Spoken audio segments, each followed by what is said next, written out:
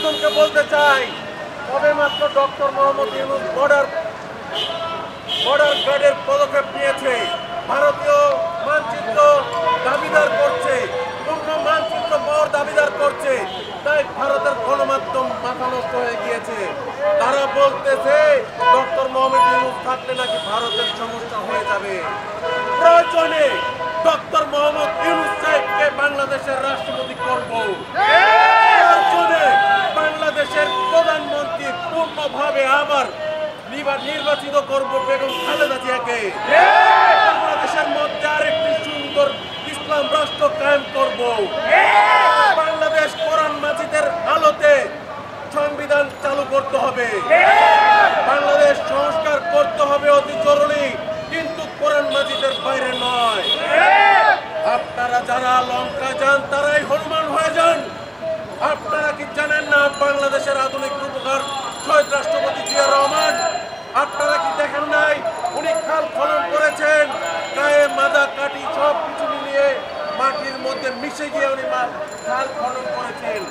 আর আজকে আপনারা ময়লার স্তূপের মধ্যে যান, আপনারা লাল গালিচা বিছিয়ে যান, আপনারা লাল গালিচা বিছিয়ে আপনারা খাল খনন করেন। আমাদের কপাল ভালো, আপনারা উল্টে ময়লা পানিতে পড়েন নাই, তাহলে তো আমরা মুখই দেখাতে পারতাম না। আপনারা 300 টাকার কম্বল বিতরণ করতে গেলে লক্ষ লক্ষ টাকা হেলিকপ্টারের ভাড়া বিতরণ ব্যয় করেন। আজকে কার টাকা আপনারা ব্যয় করছেন? আপনারা কি জানেন না এটা শহীদের রক্তের বিনিময়ে বাংলাদেশের একটি গণবিপ্লব করেছে? আপনারা কি জানেন না শহীদের পরিবার না খেয়ে আছে? আপনারা কি খবর লন না শহীদ পঙ্গু হয়ে শহীদের পরিবারের আত্মীয় স্বজন পঙ্গু হয়ে হাসপাতালে বেডে কাতরাচ্ছে?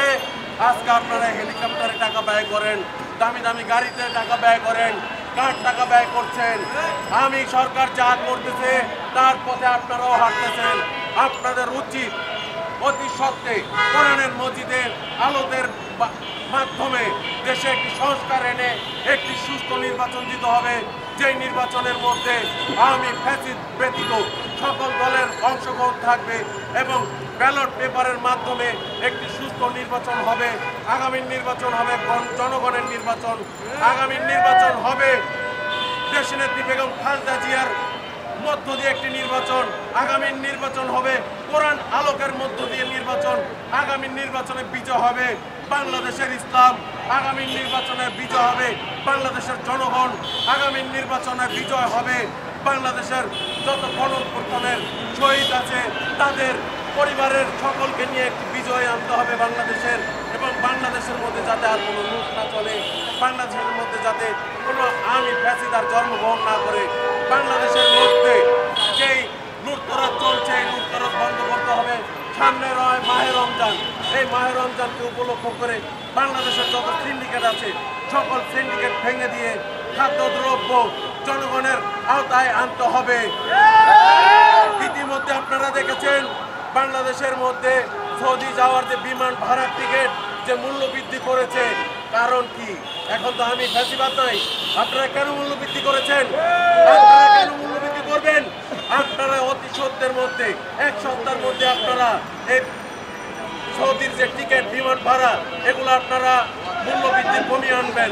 বাংলাদেশের যে প্রবাসী কল্যাণ আছে, প্রবাসী কল্যাণ ভাই বোনদের যারা রেমিটেন্স যোদ্ধা তাদেরকে সম্মান দিতে হবে।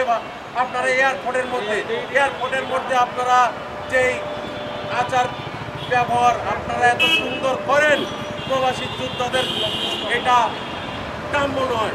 তারা যেই রেমিটেন্স পাঠায় বাংলাদেশের জন্য আর যেই ভূমিকা পালন করতেছে, আপনারা কি এটা প্রতিদান দিচ্ছেন তাদেরকে আহত করে এবং তাদেরকে অপদস্থ করে? আপনাদের বলতে চাই বাংলাদেশ বিমানবন্দরে সুন্দর অবাধ সুস্থ নিরপেক্ষ যে পুলিশ প্রশাসন ভাই বোনদের আছে তাদেরকে নিয়োগ দেন, তাদের কারণে যাতে আপনাদের কোনো বদনাম না হয়। শেষ পরিশেষে বলতে চাই অন্তর্বর্তীকালীন সরকার ডক্টর মোহাম্মদ ইউনূস সাহেবকে আপনার হাত ধরে বাংলাদেশে একটি সূর্য দেখবে, আপনার হাত ধরে একটি গণতন্ত্র দেখবে। আমরা চাই না আপনি কোনো বদনাম হন।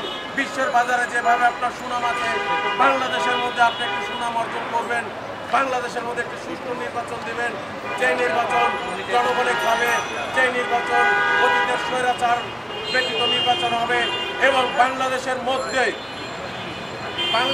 মধ্যে আওয়ামী লীগ সহ সকল অঙ্গ সংগঠন যা আছে সকলকে নিষিদ্ধ ঘোষণা করতে হবে। বাংলাদেশের মধ্যে কোনো আওয়ামী লীগ থাকবে না, বাংলাদেশের মধ্যে কোনো মুজিববাদ, বাংলাদেশের কোনো মূর্তি থাকবে না, মুসলমান রাষ্ট্রের মধ্যে কোনো মূর্তি থাকবে না। বাংলাদেশের থেকে মূর্তি সরিয়ে নিতে হবে। দরকার পরে তোমরা ভারতে মূর্তি তৈরি করো। বাংলাদেশের মধ্যে যে আওয়ামী ফ্যাসিবাদ যে দুর্নীতি করে গিয়েছে, এই দুর্নীতিবাজদের ধরে অতি সত্ত্বে তাদেরকে জেলে নিক্ষেপ করতে হবে। বাংলাদেশের মধ্যে এখনো তারা ঘুরে বেড়াচ্ছে, তারা শরীরের পোশাক বদলাচ্ছে, তারা পোশাক বদলিয়ে আপনাদের মিছিলে অংশগ্রহণ করছে। আপনারা কি দেখেন না তারা দোষর ছিল? আপনারা কি জানেন না তারা শহীদ করেছে আমাদের এই দেশের মা বোনদের, ভাই বোনদের?